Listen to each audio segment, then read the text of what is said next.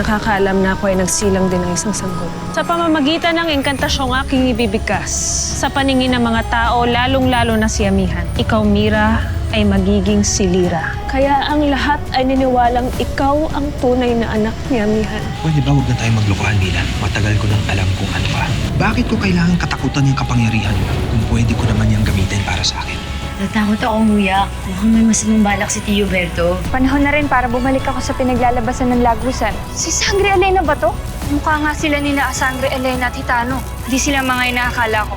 Dahil hindi aalis si Sangre Elena sa Encantadia. Lalong hindi siya sasama kay Hitano. Kailangan ho natin ng administrative assistant sa marketing. Ibigay mo to kay TMP at siguraduhin mong mapipirmahan yan kaagad. Ay naku, hindi mo na naabutan si Sir. Kakaalis lang niya. Dahil hindi ka nakapagpapirma, hindi ma-release ang mga kailangang cheque today. And it's all your fault! Nakapagpulong na ang konseho.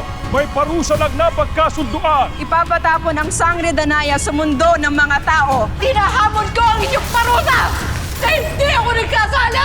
Haramihan, kung inyong mamarapatin ay iminumungkahi kung ako na mismo ang magdala sa ating kapatid. Elena, ibinibigay ko na sa'yo ang aking pahintulot. Tiyakin mo na hindi mapapahamak muli si Danaya. Huwag mo siyang ipadala sa mundo ng mga tao, na. At huwag mo siyang ipaubaya kay Ashti Carena. Bakit ganyan ang sinasabi mo, Lira? May dahilan ba ang pagtutol mo?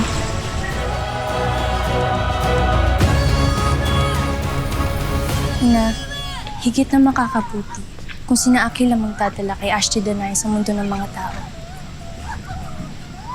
Ngunit ano nga ang dahilan kung bakit ayaw mo siya Ashti Carena mo? Kapatid namin siya, Lira. Kaya tama lang na siya ang maghatid kay Danaya. Ngunit, Ina, Anak, may iba pa bang dahilan kaya tumututol ka? Kaya't kung ako sa'yo, Pirena, susundan ko si Lira ngayon din. Nang sa ganon, ay mapigilan mo siya kung sakaling magsumbong siya kay Amihan. Shit, hagur na. Sa halip na pag-isipan mo na masama ang aking anak, bakit hindi ka na lamang pumunta kay Hagon? Nang sa ganon ay maipahatid mo sa kanila ang aking mga bilin.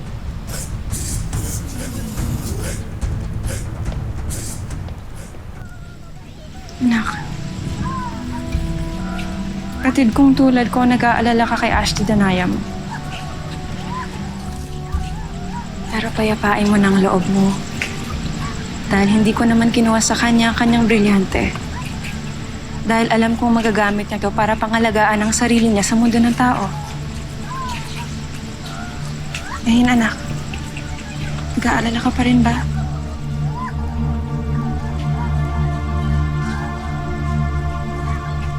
Mabuti naman kung gano'n. Tama na, huwag ka na mag-isip, ha?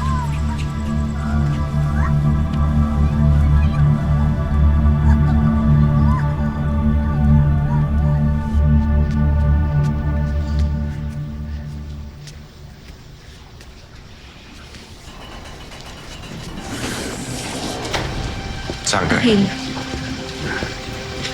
anong sabi ni Amihan? Umayag ba siya sa aking hiling?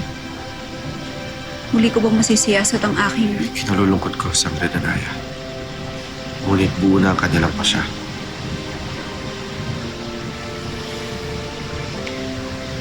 Tuloy na nga ang aking parusa. Papatapon na nga ako sa mundo ng mga tao. Gano'n na nga, Danaya. At ako ang maghatid sa iyo.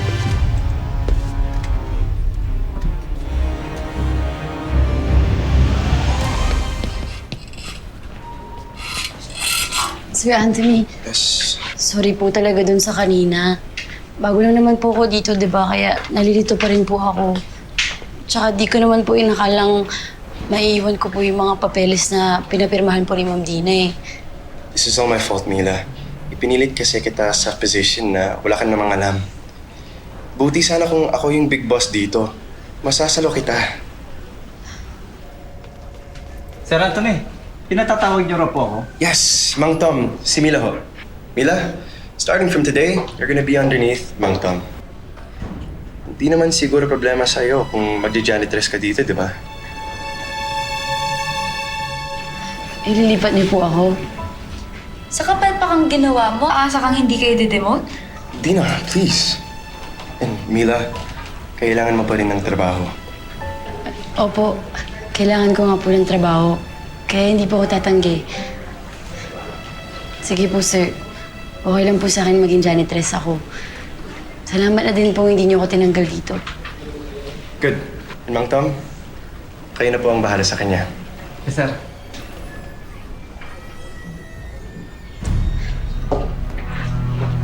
Good. Mabuti naman ilagay ka ni Anthony sa dapat mong kalagyan. Galingan mo na, okay? Baka naman maski sa pagiging janitress ay tatanga-tanga ka pa rin. Mang Tom, turuan niyo yung tangang to, ah.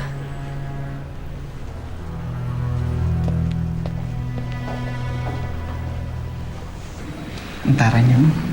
Akala ko nga po ako lang nakapansin eh. Muntik ko na siyang palparin gamit powers ko. Kapag biro ka pala, magkakasundo tayo. Halika, tuturuan kita ang gagawin mo. Kinululungkot ko ang mga nangyari aking kapatid. Ngunit ito lamang ang magagawa ko para sa'yo. Ang samahan at ihatid ka sa iyong paroroonan. Sangre Pirena, maaari ba akong... Kaya ko na ito, Akim. Danaya, handa ka na ba?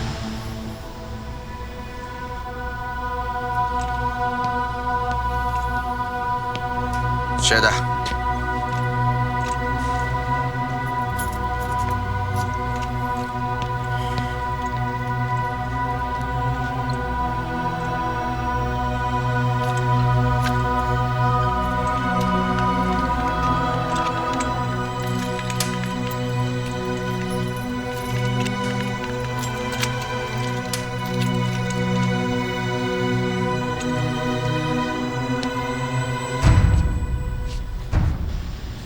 Gawin mo ang nais mo, Perena. Lalo't napatunayan ko na tunay ngang hindi kayo maaasahan ni Anthony. Shhh! Huwag ka na magsalita. Tayo na?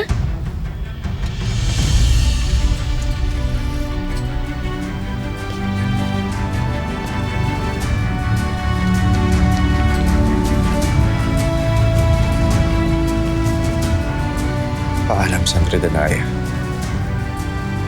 Sa muli nating pagkikita.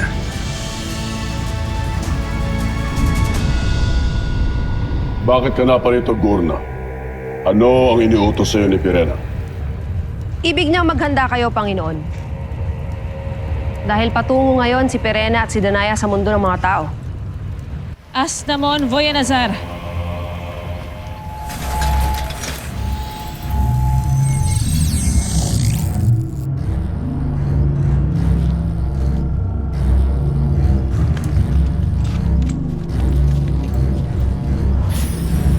Sa sandaling madala ni Pirena si Danaya sa mundong iyon, isasagawa na niya kung ano ang nais niya sa kanyang nakababatang kapatid.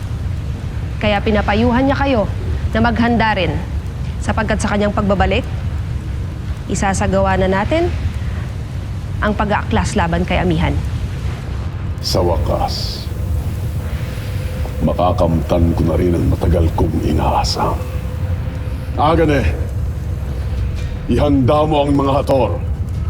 Masusunod, Panginoon.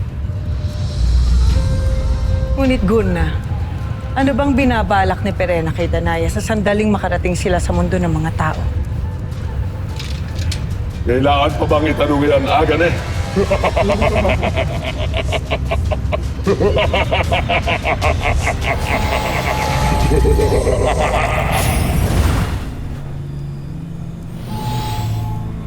Narito na tayo. Hindi pa rin ako makapaniwala na matitiis niyo nga ako ni Amihan. Nahahayaan niyo nga dito ako manirahan. Ikinalulungkot ko, Danaya. Hindi na bale, Pirena. Ngunit inuulit ko, wala talaga akong ginagawang kasalanan. May ibang kalaban ng Lereo. At sa palagay ko'y nagagawa niyang kopyahin ng aking wangis upang... Danaya, hindi ko rin naman nais itong nangyayari. Ngunit wala na tayong magagawa kundi sundin ang hatol ng ating kapatid na Reyna. Pakisabi na lang kay Amihan na kahit hindi siya naniniwala sa akin, mahal ko pa rin siya. Kayong mga nalalabing kapatid ko.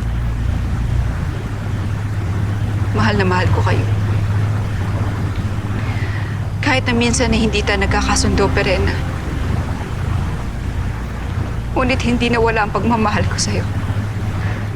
Baka sabi rin kay Amihan na mananatili ako matapat sa kanyang pamamahala at sa Lireo. Huwag kang mag-alala. Makakarating ang lahat ng ito sa kanya. Salamat. Kung ganun ay pakawalan mo na ako upang makabalik ka ng muli sa Encantadia.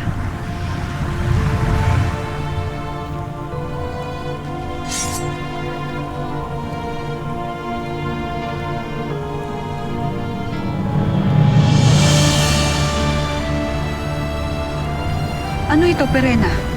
Bago ko gawin yan, ibigay mo muna sa akin ang iyong brilyante.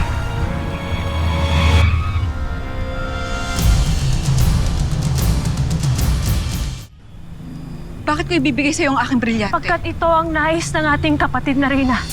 Kaya nakatuto ka ngayon sandata sa akin? Paumanhin, Danaya. Ngunit sinusunod ko lamang ang nais ni Amihan. Kaya't sana'y wag mo na akong pahirapan pa sa aking kailangan gawin. Ibigay mo na sa akin ang iyong brilyante.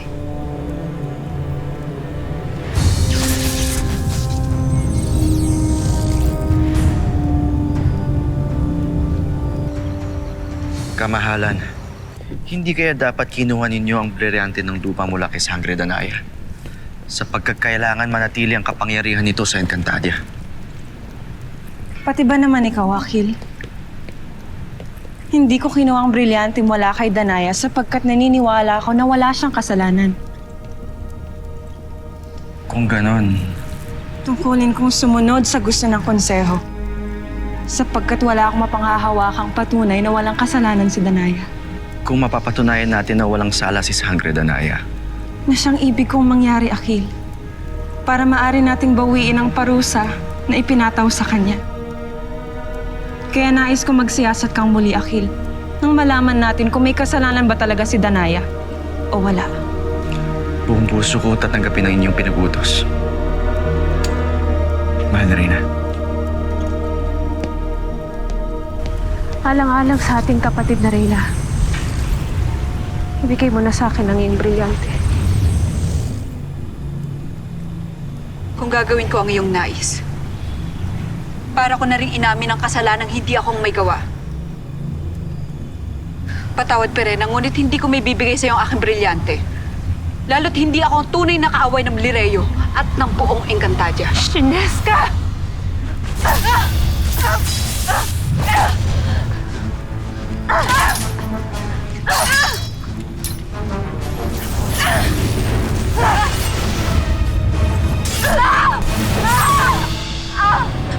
Danaya! Ano nangyari? Bakit ka sumigaw? May napanaginipan ako isang babae. Humihingi siya ng saklolo at Danaya daw ang pangalan niya. Berdano, may kilala ba tayong Danaya? Sino siya? Hindi ko siya kilala. At ganun ka rin. Sa aking pagkakaalam, wala kang kilalang Danaya. Pero bakit ko siya napanaginipan? Wala tabi tayong kilalang Danaya. Marahil inihimbento lang yan ang isip mo. Panaginip mo. Kaya huwag na siya isipin pa. Sige na, magpahinga ka na. Sige na.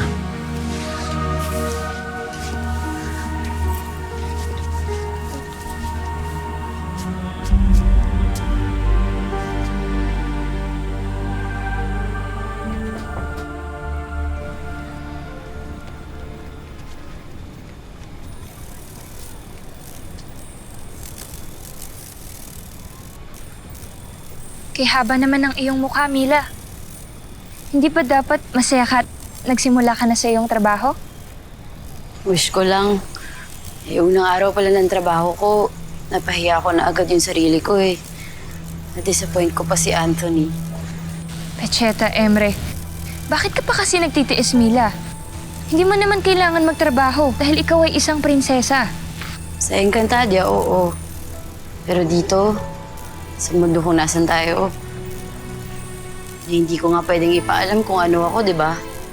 Dahil mapanganib. Dahil maraming mapanlamang na gagamitin ang kapangyarihan mo sa masasama. Gaya na lang ng Tioberto mo.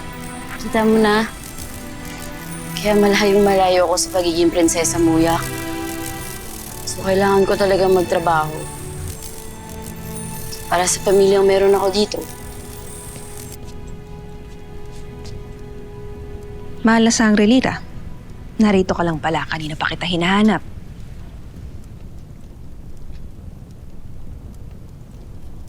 Iwan niyo muna kami.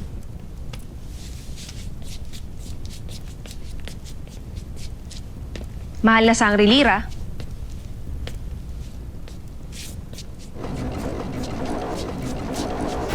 Hindi akin ang pangalan na yung Winika Gorna.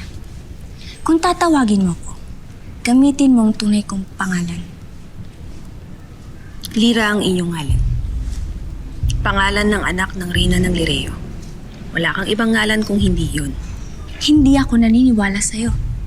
Batid kong may iba akong pangalan na ibinigay sa akin ng tunay kong ina. Mira. Galing sa pangalan ng pinakamatibay na. Tingga. Ang Mira ay isang tingga. Hindi tulad ng Lira na isang uri ng diamante. Ngunit kung tutusin, naaangkop lamang sa akin ang pangalang Mira dahil ako ay isang hubad na tagapagmana ng Lireo. Bakit ka ba nagrereklamo? Ngayong napakapalad mo pa nga dahil bihira ang magkaroon ng kapalaran na maging reyna ng Lireo balang araw. Hindi ako natutuwa. Dahil alam kong ginagamit lamang ako ng aking ina para makapanloko sa reyna ng mga diwata. Tumahimik ka. Tatahimik lamang ako kapag sinabi mo sa akin kung nasaan ang tunay na Lira. Saan sa mundo ng mga tao ko matatagpuan ng tunay na anak ng inang reyna? Hindi ko alam. Masasaktan ka sa akin kapag hindi mo sinabi sa akin.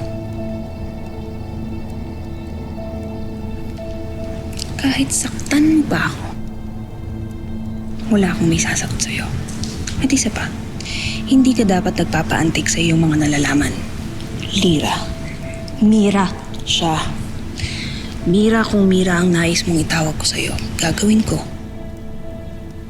Ngunit huwag mong sisirain ang plano ng iyong tunay na ina. Iniisip niya lang ang iyong kapakanan.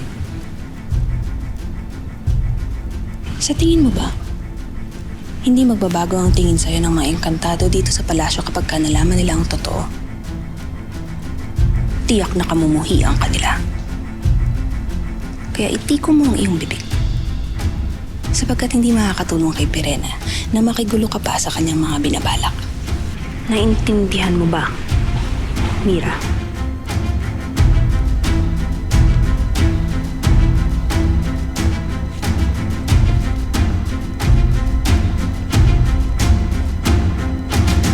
Ikaw pa rin ang prinsesa.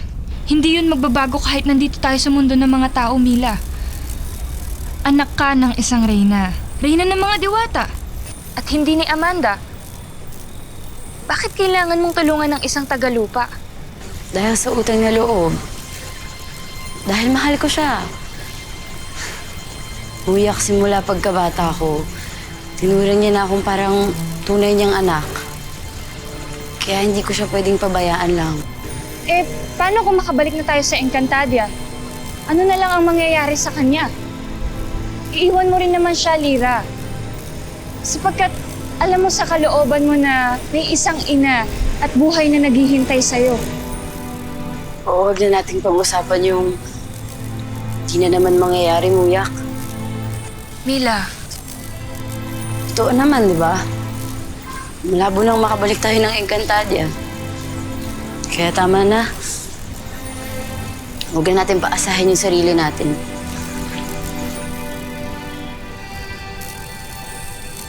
Nagawa mo akong saktan, Pirena. Utos pa rin ba yan ang ating kapatid na Reyna? Evresieda Salir! Kung hindi mo may bibigay sa akin ang iyong brilyante, mas mabuti pang paslangin na lamang kita pagkat hindi ka na maaaring mabuhay pati sa mundo ng mga tao!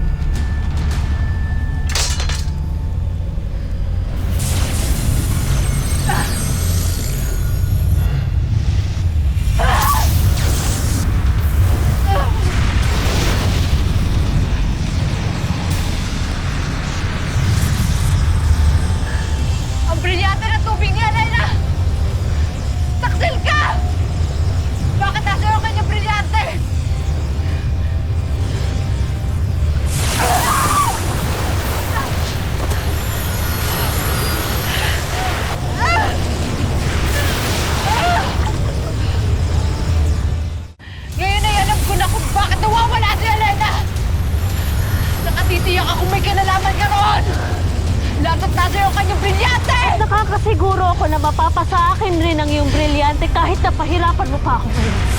Napakasama mo, Perena! Ano ginawa mo kay Alena? Paano mo nagawa pagtakasalan ng sarili nating kapatid? Ayoko naman talagang paslangin ka, Danaya. Kaya't ibigay mo na sa akin ang iyong brilyante ngayon din.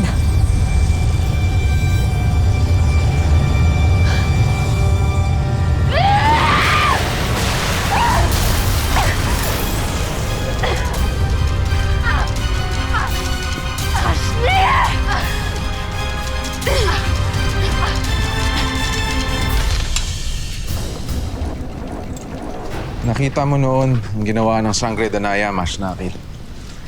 Kaya kitang-kita rin ang ipinakita niyang kagaspangan sa atin ngayon. Ang totoo, Mash na akin. May pinagtatakahan ako sa tagpong iyon. Kasabay noon ay nawala ang tungkod ng pinunong imaw. Na malamang ang Sangre Danaya rin ang may kagagawan. Nakita ko ang mahal na sangre na nakikipag-usap sa mga dama tungkol sa pagkawala ng mahiwagang tungkod. Sa tingin ko ay tunay siyang nababahala at walang kinalaman sa pagkawala nito. Pagpapatuloy ko ang pananaliksik sa mga magsasaka. Hiniwala ako. Papatunayan ko na wala ngang kasalanan si Sangre Danaya. Uros. Pinunong Akil. Swen, bakit? May iba ka pa bang sa pantaha? Maaari bang may nagpapanggap na Sangre Danaya? O lituhin tayo dito sa Lirio? Yun ang gusto kong malaman nila. Hindi pa napapatunayan dito sa buong Lireo na may nilalang na may ganyang kapangyarihan. Maaaring tama ka.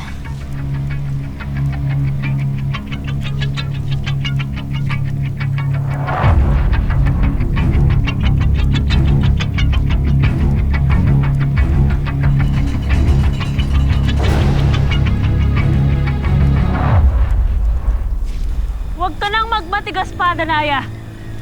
Ibigay mo na sa akin ang iyong brilyante at ipinapangako ko na iiwan kita ditong buhay. Hindi, Perena. Kailanman ay hindi mapapasayo ang aking brilyante. Na ngayon ay aking isinasamo upang kanyang itago laban sa kapangyarihan mo!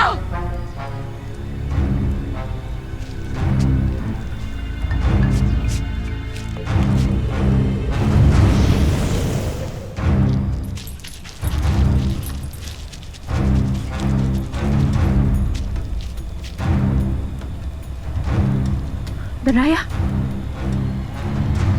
Nea! Bakit kayo natatakot magsalita sa harap ng inyong mga kasama?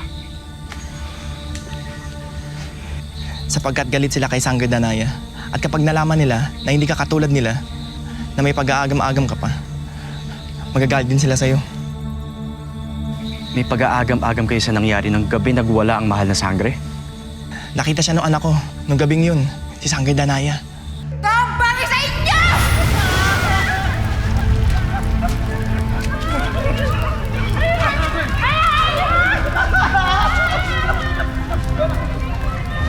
May apoy na kumapit sa kanyang suot. Nagawa niya na itong hawakan at ihagis palayo.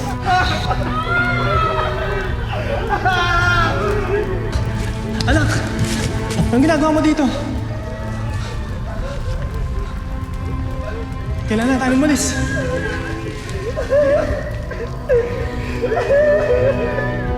Ang mga hatog lang ang alam namin na kagagawa noon. Kailangan mo ito sabihin sa mahal na Reyna. Marahil ito ang kukumbinsi sa konseho na walang sala si Sangre Danaya. Tira! Ashnea!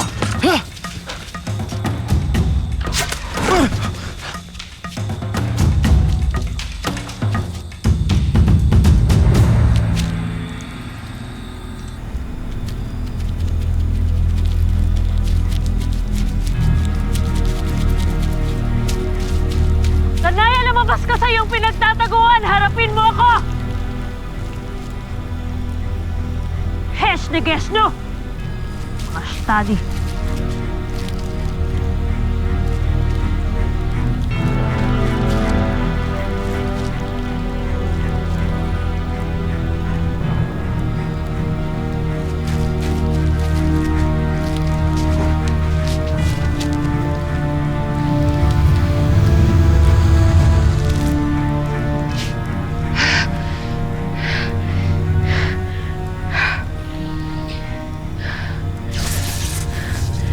brilyante ng lupa.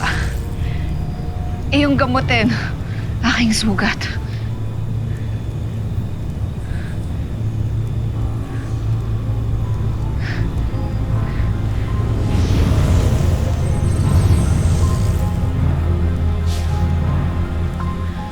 Kailangan malaman ni Amihan ang totoo. Buti nang nakasarado tayo para hindi na tayo pasukin ng mga samang tao. Sino kaya ang mga yun, Verdano? Ang mga nagtangkang magnakaw sa atin. Kahit sino pa sila, wag na silang muling babalik dito. Dahil papaslagin ko sila.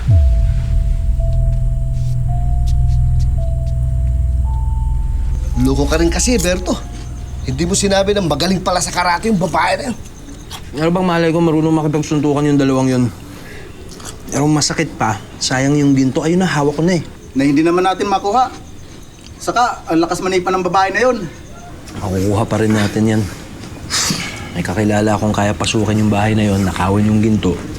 Nang hindi man lang namamalayan ng mag-asawang yun kung ano nangyayari. Sino yun? Si Berto. Magmumi na ho kayo at tinatawag na po kayo ni Mamo. Sunod ako. Diba?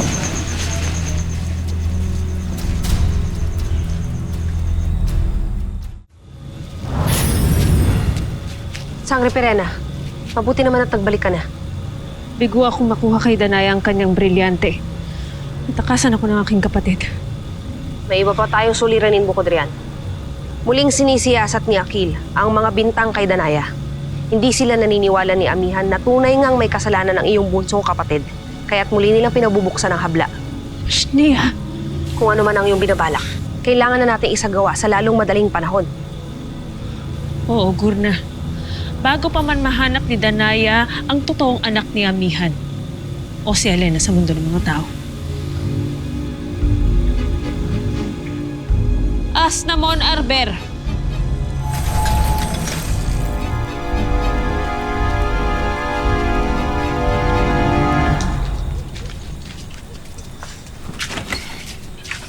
Mila, halika dito.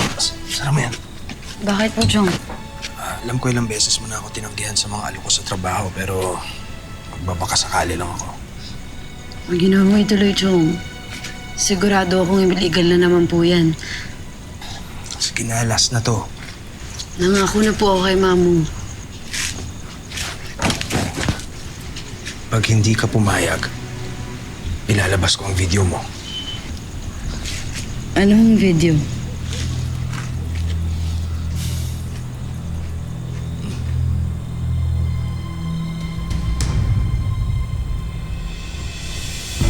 Ikaw yan, di ba? Di mo na ba maalala to? Ngayon, ano ang iisipin ng lahat ng tao dito kapag makita nila to? Kapag malaman nila kung anong klaseng tao ka talaga.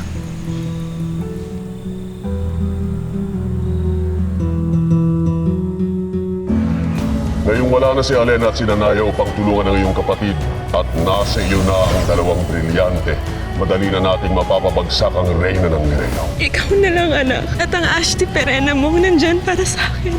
Kung alam niyo lang, hindi kami karapat-dapat sa inyong pagtatangi.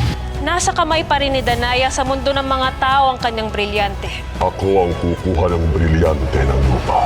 At kapag hindi niya pa rin ito'y sinuko, binibigyan kita ng pahintulot upang paslangin ang aking kapatid. Abisala, Sangre Danaya. Hagod.